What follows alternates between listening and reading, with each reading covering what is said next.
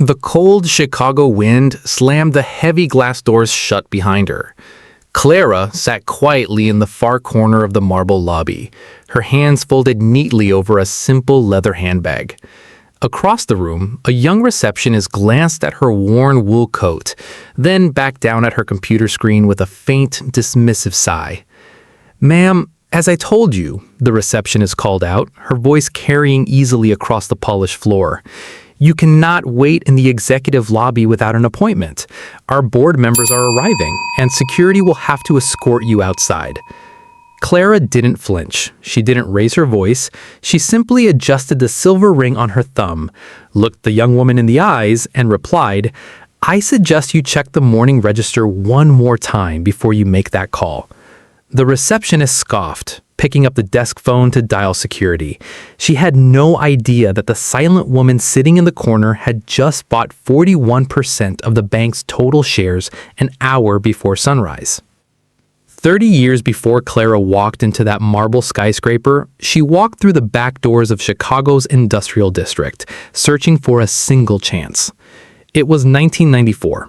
The banking corridors of the city were built like fortresses, designed to keep people who looked like Clara on the outside looking in.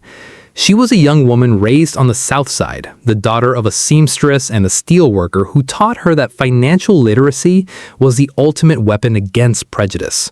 She possessed a brilliant mathematical mind, capable of analyzing market trends and risk assessments faster than veterans twice her age. Yet every investment firm turned her away.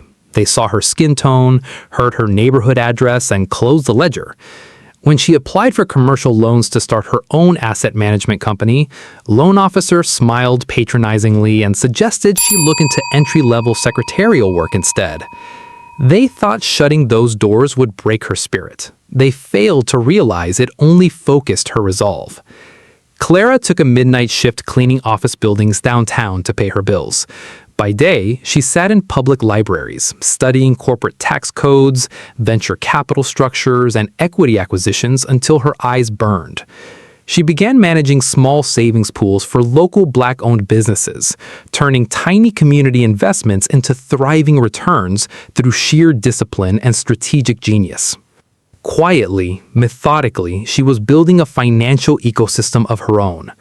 But as her capital grew, the systemic walls around the city's financial district grew even higher, setting the stage for a confrontation that would alter the history of the firm forever. By the winter of 2012, Clara's private investment firm managed over $3 billion in assets. She operated entirely under the radar, shunning public galas and press profiles, choosing instead to let her portfolio speak for itself. Meanwhile, Sterling Civic Bank, a historic institution built on centuries of old money bias, was secretly failing. Decades of reckless speculation and exclusionary lending practices had pushed the firm to the brink of insolvency. The board of directors desperately needed a massive emergency capital injection to prevent a quiet collapse before the market opened on Monday.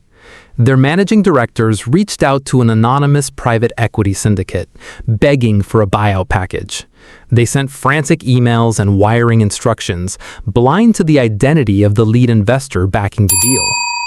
Clara agreed to provide the capital, but under one non-negotiable condition. She would deliver the final closing documents in person at their flagship Chicago office. When she arrived at 8 a.m. on that freezing morning, dressed in an unpretentious coat and carrying an old leather briefcase, the security team and front desk staff treated her like an intruder. They assumed she was looking for a bus route or applying for a cleaning job. They dismissed her, mocked her patience, and refused to let her enter the elevator bank. Clara sat down on the bench, checked her watch, and waited as the clock ticked closer to the opening bell, holding the entire financial fate of the institution in the palm of her hand. Inside the ninth-floor boardroom, the tension was suffocating.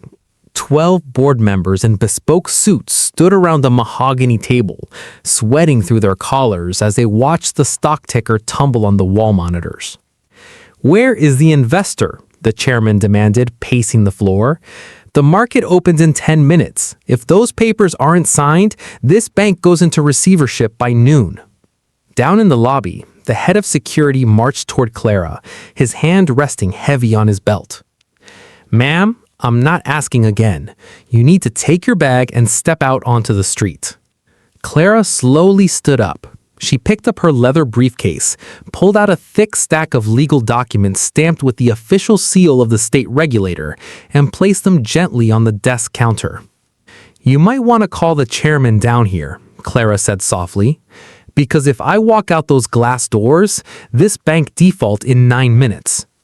The receptionist stared at the bold red text printed across the top of the lead document: Major Shareholdership Conveyance and Revenue Transfer. Her face drained of all color. Her hand trembled as she reached for the intercom button, realizing the catastrophic error they had just made.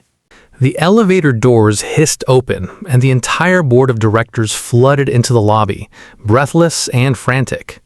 Leading the pack was the chairman, his eyes wide with desperation as he searched the room for a representative, a high-powered attorney, or a foreign syndicate chief. Instead, he saw his receptionist standing rigid behind the counter, staring at Clara, who stood alone in the marble floor. "Are you the representative from the Capital Group?" the chairman gasped, trying to catch his breath. "I am not the representative," Clara said, her voice echoing clearly off the high ceilings. "I am the principal." The room went dead silent. The security guards froze. The executives stood paralyzed, their minds struggling to process the reality before them. The quiet woman they had forced to sit near the drafty entrance, the woman they assumed didn't belong in their building, was the sole reason their bank still existed. Clara didn't shout. She didn't throw an insult.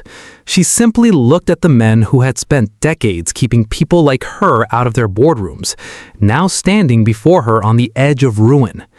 The chairman took a slow, heavy breath, stepped forward, and bowed his head. One by one, every executive in the lobby stood straight, adjusted their jackets, and extended their hands in absolute, unyielding respect. Clara walked into the executive elevator, flanked by the very men who had spent their lives overlooking her. She didn't seek revenge. She demanded accountability. Under her new leadership, the bank's policies were overhauled to fund underserved communities, support minority-owned businesses, and dismantle the exclusionary practices that had held generations back. True power does not demand the crown, nor does it shout to prove its presence. It builds in silence, endures through prejudice, and lets the weight of its accomplishments shatter the doors meant to keep it out. Clara didn't just buy a bank that morning.